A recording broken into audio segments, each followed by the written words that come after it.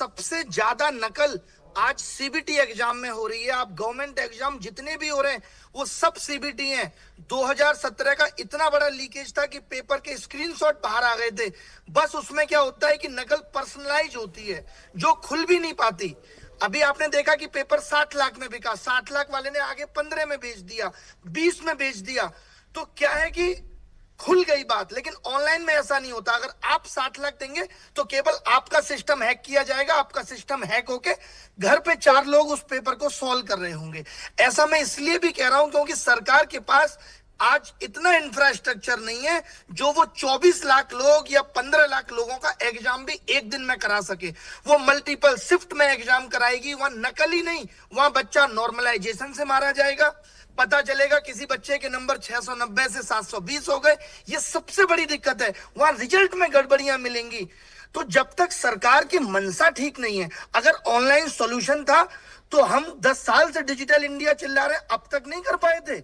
ये तो सिर्फ मन को समझाने वाली बात है कि अभी लीक हो गया, कैसे लोगों को शांत करना है। तो ठीक है, नहीं, लेकिन फिर मैं एक खुद एग्जांपल आपके सामने आईटी जेईई का रखती हूँ। ये एग्जामिनेशंस भी तो ऑनलाइन कंडक्ट हो रहे हैं, अलग अलग पालियों में कंडक्ट हो रहे हैं। जी जी बिल्कुल, आप सही कह रही हैं। मैं आपके सामने एग्जांपल यूपीएससी का रख देता हूं जो कि ऑफलाइन हो रहा है। और यूपीएससी में लगातार खामियां हो रही हैं जो बहुत बड़े लेवल पे पता नहीं चलती, मीडिया में नहीं आ रही, और यूपीएससी सुधार भी कर रहा है। तो ऐसा नहीं है कि आईआईटी जेईई में कुछ भी हो रहा है। बैंक के एग्जाम में आपने सुना लीक हो रहा है। आप बताइए किसका सिलेक्शन करा रहे हैं? 30-30 लाख रुपए में मैनेजर और क्लर्क की पोस्टें बिक रही हैं। तो वो बाहर आने में टाइम लगता है। मैंने कहा ना कि पर्सनलाइज नकल होती है। वहां खुल के नकल नहीं होती, वहां सिस्टम हैक होता है। और सरकार के पास अपना सेटअप नहीं है। सरकार कहती है टीसीएस एग्जाम कराएगा, टीसीएस उसकी सबलेटिंग किसी और को कर देती है। तो वहां अभी पता नहीं चल पा रही ये चीजें, वरना ये खुलेगा। और नीट के पेपर, आईआईटी के पेपर में आई थी खबरें कि कई सेंटर कंप्रोमाइज हो गए थे। पूछिए नितिन विजय सर से, पूछिए नितिन जी, ये जो बात अभिनव जी कह रहे हैं कि आईटी जेईई में भी तो ये परेशानी आई थी, और कई प्रोफेसर्स ये कह रहे हैं कि जेआरएफ में भी ये परेशानी आई है। अब यूपीएससी और बैंकिंग एग्जामिनेशन में क्या हो रहा है ये अभी तक खुलकर सामने नहीं आया। तो ऑनलाइन पेपर्स की भी अपनी पेचीदगियां हैं। तो मैं अभिनव सर जो कह रहे हैं उससे बिल्कुल सहमत हूं कि कुछ जगह हो सकता है कि खबरें आई थी कि जेईई में ऐसा हुआ। हालांकि उसका फुल प्रूफ हमारे पास नहीं है, डेटा नहीं है, तो किसी पे आक्षेप लगाना शायद सही नहीं होगा। बट हाँ, खबरें जरूर थी कि चीटिंग होती है। पर मैं अगर आज की तारीख में दोनों एग्जामिनेशन की तुलनात्मक करूं कि ओएमआर टेस्ट कराया जाए 24 लाख बच्चों का या सीबीटी कराया जाए, कौन ज्यादा सेफ है?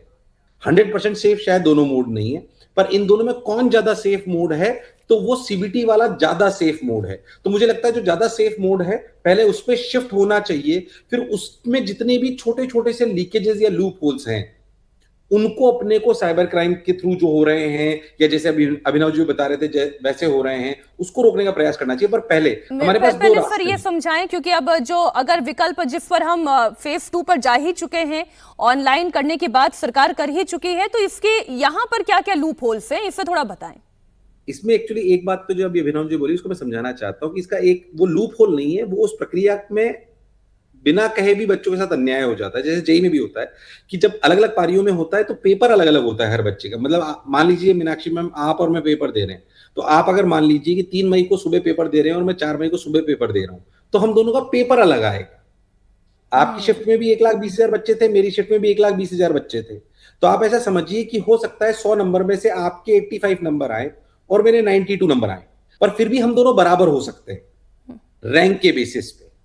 यानी 1,20,000 में से मान लीजिए मेरी रैंक आई 1 लाख और आपकी भी आई 1 लाख, पर नंबर हमारे अलग अलग हो सकते हैं। तो ये नॉर्मलाइजेशन का क्राइटेरिया है, क्योंकि पेपर अलग अलग होता है, चीजें अलग अलग होती है, तो नॉर्मलाइज उसको करा जाता है इस तरीके से। तो एग्जैक्टली फेयर एग्जामिनेशन ये नहीं कहा जा सकता। 19-20 का इसमें असर होता है। हालांकि कंडक्टिंग एजेंसी एनटी इस बात का ध्यान रखती है कि ये 1,20,000 बच्चे हर अलग अलग जगह के परिवेश के रीजन के बच्चों को उठाया जाए, ताकि ऐसा ना हो कि हमने सिर्फ दिल्ली के उठा लिए तो सारे इंटेलिजेंट बच्चे एक साथ आ गए, और किसी ग्रामीण परिवेश के उठा लिए ताकि सारे बच्चे एक साथ थोड़े कमजोर परिवेश के आ गए। वो इस बात का ध्यान रखती है।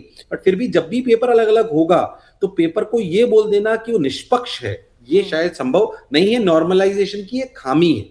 उसके अलावा ये तो एक प्रक्रिया की ही खामी हो गई जिसको तो हटाया ही नहीं जा सकता।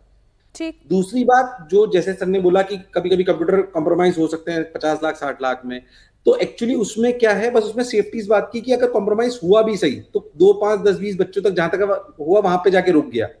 ओएमआर बेस में क्या होता है कि एक बार पेपर बाहर आ गया तो उसके बाद वो डार्क वेब पे अगर डल गया तो वो हजारों लाखों की संख्या में चला जाएगा। आप ऐसा समझिए, शायद सुनने में अजीब सा लगे, पर अगर आज ही नीट की प्रक्रिया को, जो भी नीट 2026 में वापस रीनीट कराया जा रहा है, अगर ये नहीं कराई जाती तो मेरा मानना है कम से कम 10,000 से 15,000 ऐसे डॉक्टर बनते जो डॉक्टर बनने के लायक थे ही नहीं।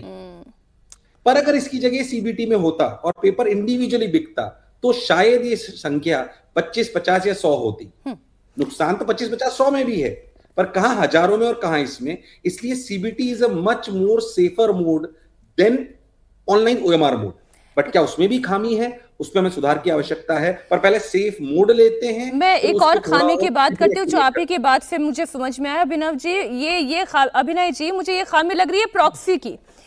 क्या प्रॉक्सी भी तैयार हो सकती है जब आप ऑनलाइन मोड पर जाते हैं? बिल्कुल जी, मैं एक्चुअली सीबीटी एग्जाम 2017 जिसमें 20-25 लाख लोग बैठे थे, उसका विसल ब्लोअर था जिसकी जांच भी सीबीआई ने की थी, और हजारों से ज्यादा लोगों को बाहर किया गया था जिनके पूरे में पूरे नंबर थे। तो ये जो नेटवर्क चला गया, इंपॉर्टेंट बात एक आ रही मैं थी। लिख चाहता हूं प्लीज। 5 लोग या 10 लोग इसकी गारंटी नहीं है, वो तो धीरे धीरे बढ़ेगा। और हम 2024 में क्यों इस बात के लिए तैयार होंगे कि 5 लोगों को भी नकल होनी चाहिए? हाँ, बात ठीक है आपकी। हम क्यों ऐसे सिस्टम पे नहीं जा सकते? हम हाइब्रिड मॉडल, मुझे लगता है इसके लिए सबसे सही है कि पेपर की लैंडिंग तो ऑनलाइन हो, लेकिन जो आंसर सबमिट हो वो ओएमआर के जरिए हो। वरना हमारे पास इतना इंफ्रास्ट्रक्चर आज नहीं है कि हम 24 लाख लोगों का एग्जाम करा पाए। वहां नॉर्मलाइजेशन की दिक्कत, वो बच्चा छोटा है आज जो जेई में आवाज नहीं उठा रहा है। हम जितने भी एग्जाम आज ऑनलाइन हो रहे हैं उन सब में आए दिन आंदोलन हो रहे हैं, आए दिन पेपर लीक, आए दिन कंप्यूटर कंप्रोमाइज, सब कुछ देखने को मिल रहा है। क्योंकि मैं तो इसी चीज में बहुत एक्टिव हूं।